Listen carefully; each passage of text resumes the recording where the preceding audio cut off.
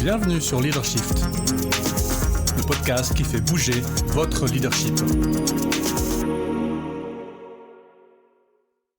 Bonjour, c'est Vincent, bienvenue dans un nouvel épisode de Leadershift. Cette semaine, grâce à Viviane, merci Viviane, je découvre le Team Canvas. Je vous mets la référence dans les notes du podcast. Le Team Canvas, c'est un outil très simple, mais à mon avis très puissant, pour mettre les membres d'une équipe sur la même longueur d'onde. Vous savez que ce genre d'exercice fait partie des sujets qu'on traite ici sur Leadershift. Et donc la synchronisation d'une équipe est quelque chose qui est important pour sa performance, pour sa productivité, pour son bonheur, pour son bien-être. Donc tout ce qui va dans ce sens-là, on en parle dans Leadershift. À quoi sert le Team Canvas ? À améliorer la collaboration, donc la culture d'une équipe. On peut même le faire au niveau d'une entreprise. C'est pareil, ce seront les mêmes questions. Le tableau sera juste un peu plus grand. On peut aussi le faire quand on reprend une équipe. Je pense à tous les managers qui changent d'équipe ou qui prennent une équipe pour la première fois, ou bien quand vous devez créer une nouvelle équipe. J'ai un de mes clients là qui est en train de créer une nouvelle division dans son entreprise. Au début, ils sont peu, ils sont pas 180, ils sont peut-être 12. Eh bien, ça vaut la peine peut-être de faire un Team Canvas pour mettre les choses au point, commencer un petit peu à concrétiser les choses. Alors ça c'est l'objectif, donc mettre les membres d'une équipe sur la même longueur d'onde. Comment ça fonctionne ? Le principe est, en fait, c'est pour ça que l'outil est bien, c'est parce qu'il est simple. On va discuter des aspects essentiels du travail en commun.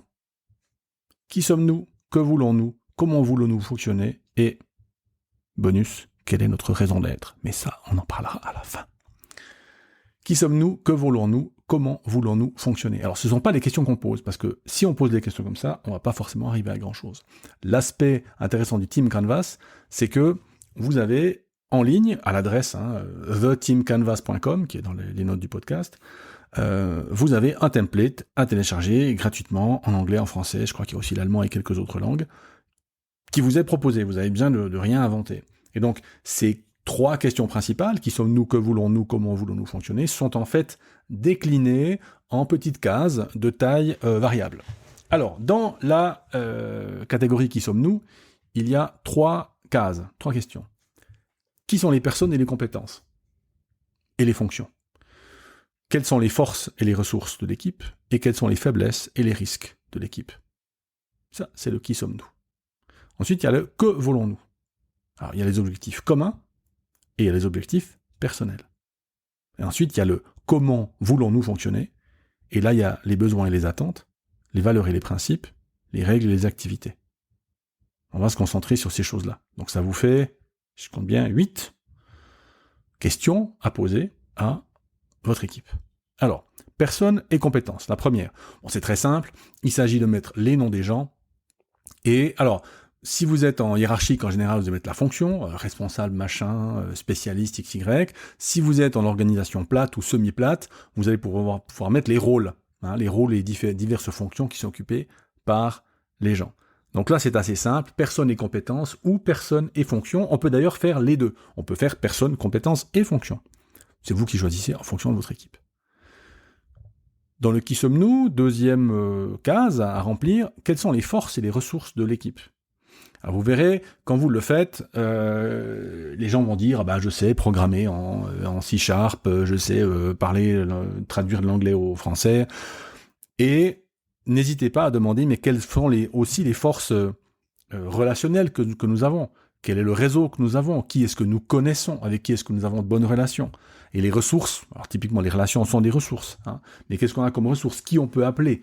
Qu'est-ce qu'on a comme ressources financières ? Qu'est-ce qu'on a comme budget ? Donc allez vraiment relativement dans le détail. On l'a fait pour les forces et les ressources, on fait pareil pour les faiblesses et les risques, évidemment. Quelles sont les faiblesses de l'équipe ? Donc la faiblesse, c'est comme les forces, c'est inhérent à l'équipe, ça fait partie de l'équipe. Les risques, c'est qu'est-ce qui pourrait nous arriver ? Ça, c'est le qui sommes-nous. Dans le que voulons-nous, objectifs communs. Alors, les objectifs communs, on peut mettre les objectifs qui sont donnés à l'équipe, par exemple, s'il y en a. S'il n'y a pas, on peut essayer de trouver quelques objectifs à partager dans l'équipe. Alors, ça peut être des objectifs de fonctionnement, ça peut être des objectifs de développement. Ça va dépendre vraiment de votre équipe, à son stade de maturité et de sa fonction. On va aussi mettre les objectifs personnels. Donc, Vincent va dire, ben voilà, pour cette prochaine étape, moi, j'aimerais être plus à l'aise avec la prise de parole en public. Objectif personnel. Joseph va dire, ben moi, j'aimerais être plus à l'aise dans le testing de use case, j'en sais rien. Donc chaque personne va mettre un ou plusieurs objectifs personnels, en plus des objectifs communs. Dans le comment voulons-nous fonctionner, il y a les besoins et les attentes de chacun.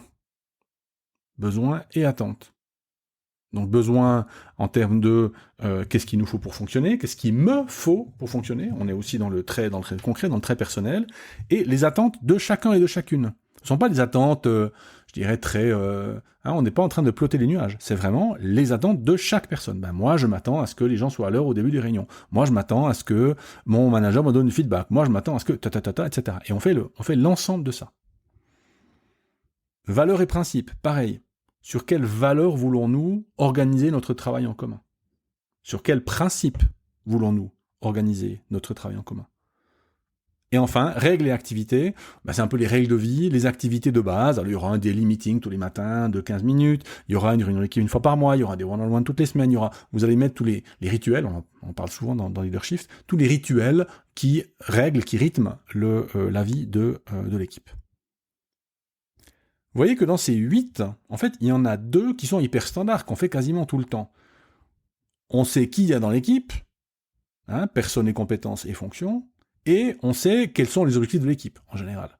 Mais les forces et les ressources, rarement identifiées. Les faiblesses et les risques, rarement identifiés. Les objectifs personnels, jamais identifiés.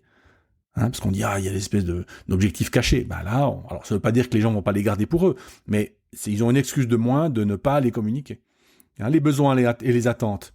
Alors, en général, on appelle Musolino quand c'est trop tard, mais là, c'est de l'anticipation. C'est-à-dire qu'on dit, l'équipe, comment est-ce qu'elle va fonctionner en termes de besoins et d'attentes, super important pour la collaboration. Les valeurs et les principes, c'est pas toujours très clair. Et puis les règles et activités, alors elles existent, mais elles sont jamais mises à un seul endroit. Donc, vous voyez que ce Team Canvas, alors là, on a oublié, je l'ai pas oublié, mais on l'a oublié, ce Team Canvas, c'est déjà exceptionnellement bon comme ça.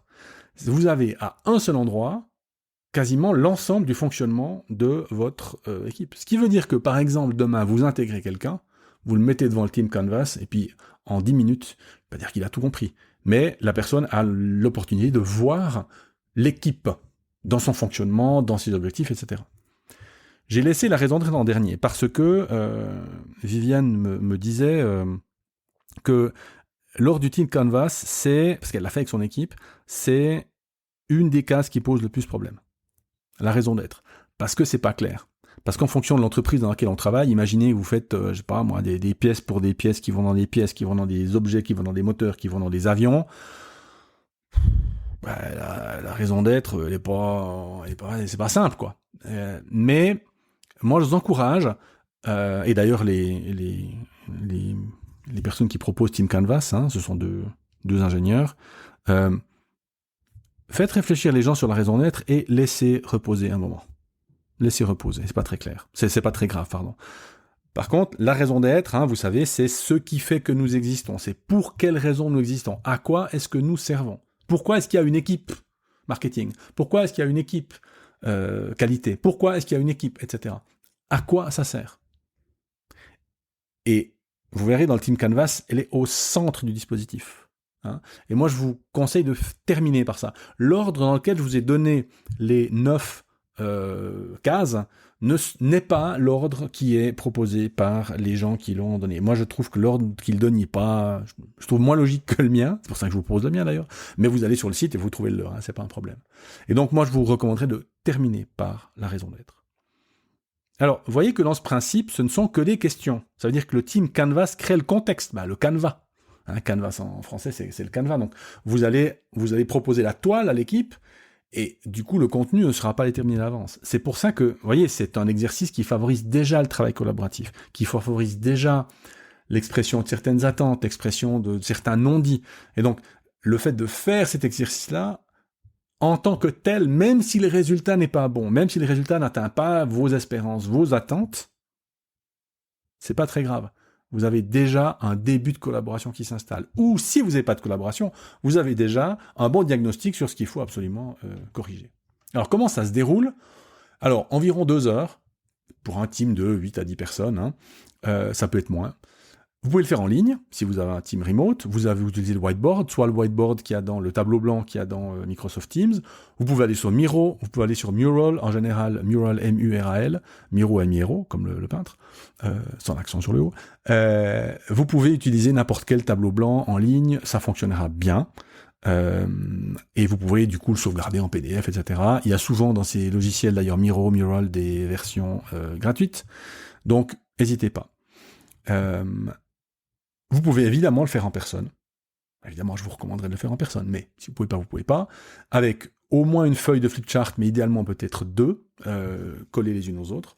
Autant de couleurs de post-it que de personnes, et des stylos et un timer pour timer les différentes phases. Il faut time-boxer les différentes phases. Vous avez, disons, 2 heures, 120 minutes pour faire 9 cases.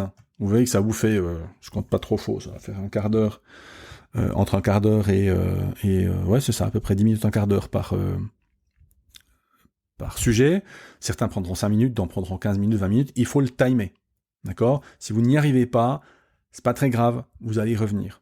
Donc, vous pouvez imaginer faire 1-2 séances de Team Canvas au début pour l'établir une bonne fois pour toutes. Donc, traitez les sujets dans l'ordre que je vous recommande. Une fois que vous êtes au bas de la liste, moi, je vous conseille de revenir en haut et de revoir l'ensemble des points et d'ajouter ou de changer l'existant en fonction de ce qui aura été dit plus tard. Et vous verrez que on peut faire une itération, 2 itérations comme ça va changer légèrement, ça rendra le Team Canvas beaucoup plus complet et beaucoup plus intéressant.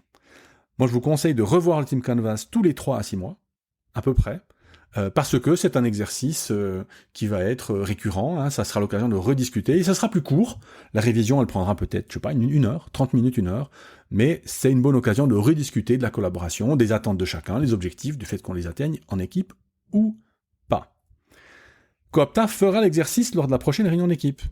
Je n'ai pas encore eu le temps de le faire, entre le moment où j'ai découvert l'outil et notre prochaine réunion d'équipe qui est au mois de novembre, début novembre.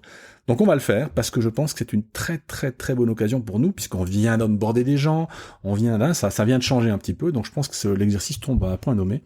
Et peut-être, pourquoi pas, y aura-t-il un épisode de Leadership sur mon expérience du Team Canvas. Nouveauté. Il fallait rester jusqu'à la fin de l'épisode. Nouveauté. Vous avez envie de partager votre expérience et de participer à la communauté Leadership, vous pouvez le faire. Pas en public sur LinkedIn. Merci Eric de m'avoir fait prendre conscience de ça. Mais sur Reddit. www.reddit.com/r/leadership. Reddit, donc R-E-D-D-I-T, donc www.reddit.com/r/leadership, et vous trouverez là la communauté Leadership, alors qui n'existe pas pour l'instant, il n'y a que moi qui ai posté des trucs. Chaque épisode sera posté, et donc vous pourrez commenter, poser des questions sur chaque épisode sur Reddit. L'avantage, c'est que vous pouvez vous enregistrer. Alors oui, vous avez besoin d'un compte, mais vous pouvez vous enregistrer de manière parfaitement anonyme. Et donc, vous pouvez aussi poser des questions sans avoir peur de répercussions, puisque la sécurité psychologique n'est pas la même pour tout le monde. Voilà, j'espère que cet épisode vous a plu, j'espère surtout que vous irez sur Reddit pour participer à notre communauté, et je vous dis à la semaine prochaine. Ciao.